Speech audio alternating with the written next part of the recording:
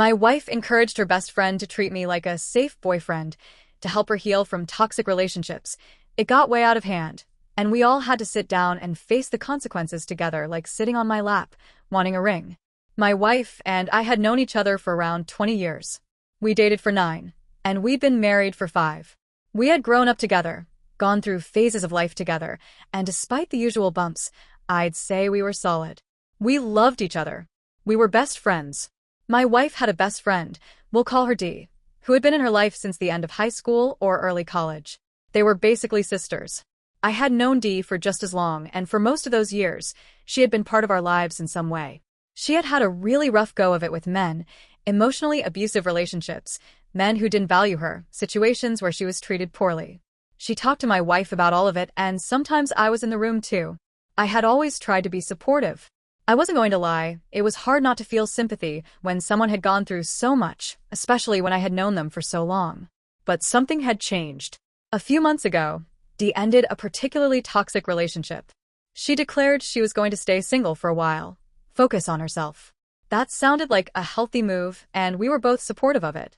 Then she started making these little comments. At first, it was things like, "You're so lucky to have him," directed at my wife. "You don't know how good you've got it. He's so caring, so supportive." That was fine. It was flattering, maybe a little awkward, but harmless. But then it shifted.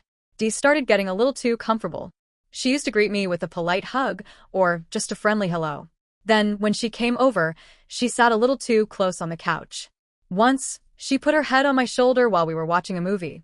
Another time, she sat on my lap when there was clearly space on the couch. She told me things like, "You make me feel so safe," or asked, "Are you happy to see me?" or "How does this outfit look on me?" Drawing attention to her body in ways she hadn't before. I'd be lying if I said it wasn't a little confusing, even uncomfortable. She had never been like this before. My wife, surprisingly, didn't seem to notice, or maybe just didn't take it seriously. Once, as a joke, she said something like, "Dee's basically your second wife. She does all the things I don't want to." Dee laughed a little too hard at that, and then referred to herself as my second wife all the time. At first, I thought she was playing into the joke, but then she sent me a picture of a ring with a message that said, "Even your second wife needs a ring." That one stopped me in my tracks. I brought all of this up to my wife. I didn't want to hide it or let it grow into something unspoken. I laid it out honestly and said, "Hey, I think Dee might be acting in a way that's crossing a line. I feel uncomfortable.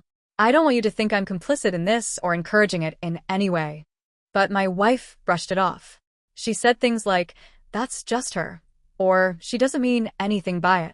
That worried me more than anything. I wasn't paranoid.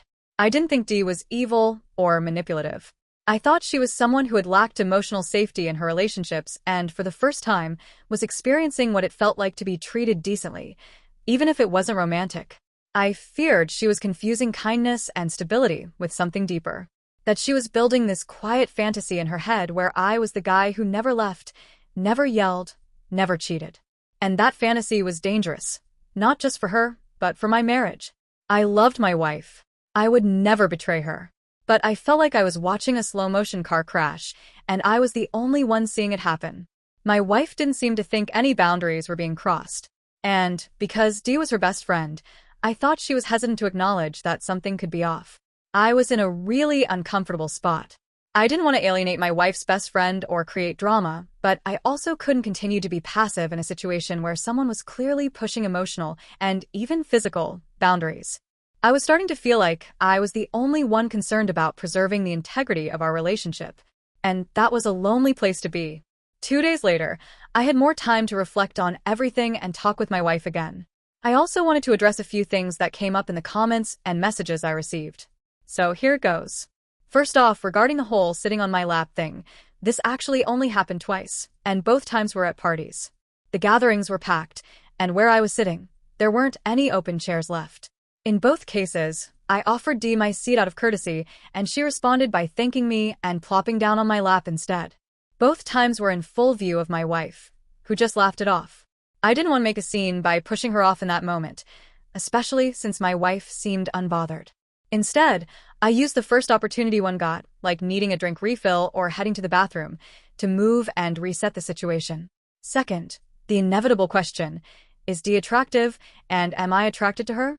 By society's standards, yes, Dee is very attractive. She's tall, taller than me. I'm 5 feet 10 inches, has tan skin, long straight dirty blonde hair, and she's pretty skinny. But here's the thing, that's not my type. My wife, on the other hand, is everything I want in a woman, especially physically. She's short, has very fair skin, long curly brown hair, and she still carries some baby weight from our kids.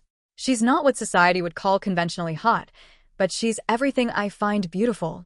We're even working together on her post-baby fitness goals, not because I asked her to, but because she wants to feel more confident, and I'm here to support her. So no, I'm not attracted to Dee in that way. I'm not harboring any feelings or physical temptation. The issue is more about boundaries and how things started crossing lines that make me deeply uncomfortable. Now, here's the update. I finally had the serious talk with my wife that I'd been putting off. I laid everything out, using some of the very thoughtful points people had brought up in their comments. I didn't attack or accuse, just explained how uncomfortable I'd become with how Dee had been acting lately, how it seemed like she was becoming emotionally dependent on me, the constant compliments, the physical closeness, the teasing, and how all of that made me feel like I was being pulled into something inappropriate despite my efforts to stay respectful. To my surprise, my wife didn't dismiss it this time. In fact, she admitted that she had noticed everything too. Apparently, she was partially behind it. My wife told me that a few months ago, she and Dee had a long talk after Dee got out of her latest terrible relationship. Dee was feeling lost, hopeless about love, and extremely down on herself. In an effort to help her see what a healthy, respectful relationship looks like, my wife suggested that she spend more time around us as a couple. The idea was that Dee could see firsthand how a loving partnership operates, how a man treats a woman with respect, patience, and care. The intention was good, but my wife admitted it went a lot farther than she expected. She didn't think Dee would get that comfortable around me, or start acting like she was playing the part of a second partner. The lap-sitting, the compliments, the flirtatiousness, the ring picture, all of that definitely crossed the line from this is a learning experience to this is a problem. My wife apologized for brushing it off before. She said she didn't realize how it had made me feel, and she appreciated me coming to her instead of letting it fester. She also agreed that Dee's behavior, regardless of her emotional state, wasn't okay, and we needed to reset the boundaries. So we agreed. Next time Dee comes over, the three of us are going to have a calm, open conversation about what's been happening. We're not going to accuse or shame her, but we are going to explain that things have gotten blurry, and it's important to restore appropriate boundaries. We want her in our lives. We care about her. But I am not her emotional support partner, and we can't continue down this path. It's a tough spot. I feel for Dee, and I respect my wife even more for wanting to help her friend. But there's a difference between helping someone and creating confusion or codependence. Hopefully, with a little honesty and compassion, we can sort this out in a way that keeps everyone's dignity intact. 2 days later, Dee came over. We all sat down at the kitchen table. The kids were spending the night at their aunt's house, so we had the time and space to have a proper conversation. I made it clear from the start. I wanted everything out in the open. No half-truths, no brushing things off. All the cards on the table. It started with me explaining how I had been feeling, confused, a little frustrated, and honestly concerned about where things had been heading. I asked Dee to tell me, plainly, what had been going on from her perspective. Dee admitted that she had always had awful luck with men. Toxic relationships, emotional abuse, being taken for granted, you name it. It was heartbreaking to hear it directly from her again, even though she had vented to us about these things many times before. But this time it hit different. She said that in a moment of vulnerability, during a conversation with my wife when I wasn't present, she had made a comment about how lucky my wife was. She said she'd never know what it felt like to be genuinely appreciated or loved by a man like that. My wife, trying to comfort her, made a decision she now admitted was a bad one. She suggested that Dee try treating me more like a boyfriend rather than just a good friend, not in a romantic or physical sense, but in terms of emotional support, validation, and attention. The idea was to give Dee a sense of what a healthy, supportive man looked like, so she could internalize it and raise her expectations in future relationships.